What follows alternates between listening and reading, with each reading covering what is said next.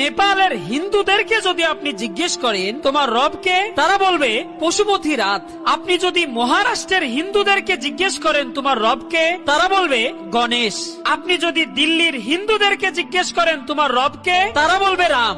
আপনি যদি বিহারের হিন্দুদেরকে জিজ্ঞেস করেন তোমার রবকে, তারা বলবে শঙ্কর। আপনি যদি বাংলাদেশের হিন্দুদেরকে জিজ্ঞেস করেন তোমার রবকে, তারা বলবে মা দুর্গা। আপনি যদি গুজরাটের হিন্দুদেরকে জিজ্ঞেস করেন তোমার রবকে, তারা বলবে কৃষ্ণা। আপনি যদি ভারতের হিন্দুদেরকে জিজ্ঞেস করেন তোমার রবকে, তারা বলবে মুরহুন বালাজি। আপনি যদি জুনবী ভারতের হিন্দুদেরকে জিজ্ঞেস করেন তোমার রবকে, তারা বলবে মুরহুন বালাজি। কিন্তু আপনি পৃথিবীর যে কোনো দেশে চলে যান, সেখানে থাকা কোনো মুসলমানকে জিজ্ঞেস করুন তোমার রবকে, তাদের থেকে আপনি একটাই উত্তর পাবেন, আল্লাহ।